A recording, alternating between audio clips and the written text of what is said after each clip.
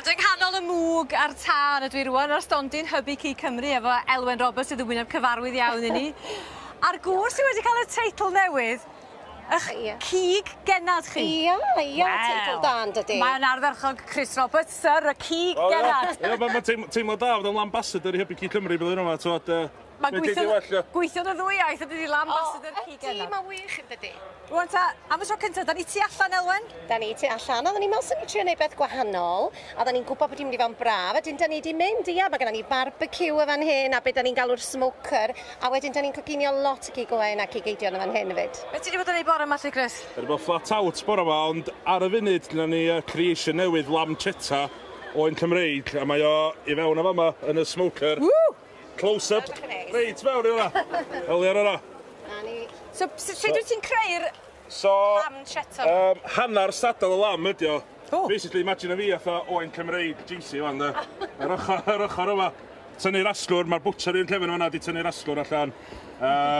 Dim eich o marinade o. Dim sexy rub tro yma, ond marinade syml. Gaethon ni sexy rub, tro dwytha do. Do, ia jar i chdi wedyn. A wedyn, ia, da ni isio y blas y lamb od star of the show, really. So, ia, a wedyn mae bod ar y grill, wedi fewn yn y smoker. So, ia, da ni am roed un arall fewn o'n. Lovely. Sorry, da ni. A hwnna di sŵn dwrna ni fi yn y byd. Sizzle, sizzle, baby. A gan faint fydd o'r fanna gyn ti? Dyw, 10 munud o'n, so dwi eisiau'r fat rendro. A unwaith, so mae'r fat yna'n rendro. Mae'n hitio'r charcoals, mae'n gwneud puff o mwg sy'n hitio'r cyd yn ôl. Waw, ti jyst methu curo tan o mwg, na?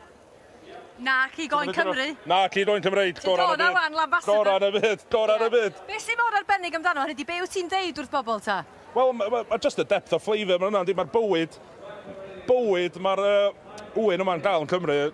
Maen nhw'n bita gwaith Cymraeg, anadlu a'r Cymraeg, brefin Cymraeg, beth ydy well yna. Wyt ti'n mynd i fod yma bob dydd yn y gwres yma? Bob dydd. Byddai'n 7 stone 5 ar ôl fi gorffan.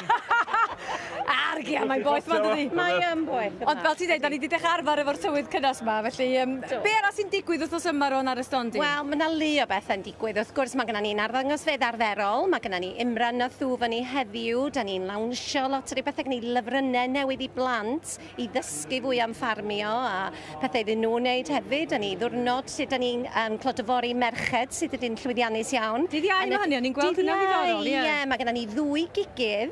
Mae yna un hefyd sy'n gweithio mewn llafdig, a felly mae yna gymaint o bethau fel yna sy'n gwybod hefyd, a mae gennym ni gymaint o gysadlaethau a reseitiau ag ati. O ia, mae yna un gysadlaeth da ni eisiau sôn amdani, yn does, Chris? Oes, cystadlaeth ia, so ti wedi llenwi ffom chdi, gobeithio?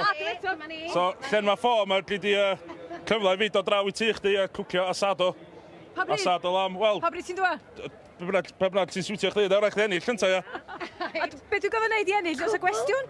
Cwbl mae gwylwyr yn neud ydy dod llenwi hwn i fewn, ymuno a fel yn clwb cig oen ni. Cwbl mae'n olygu bod nhw'n cael eu seitiau ar e-bost bob hyn a hyn, weddan. Hawdd iawn, sa'n byd arall, a jyst y dyfod nôl i ni. Llenwch y ffurlenni, boys! Dwi yn y clwb efo chdi. A digon o seidar yn y ffreidr, be ma'n dod o draw, ia. Fyddwch chi'n iawn. Pob hwyl i chdi yn y gres, mae hwyl sioe dda i'r ddau chi. Diolch am y sgwrs. Hwff, yn ganol y mwg ar tan. Da ni'n mynd drwy'r prif gylch. A ti ceffyla. Nice one, enjoy.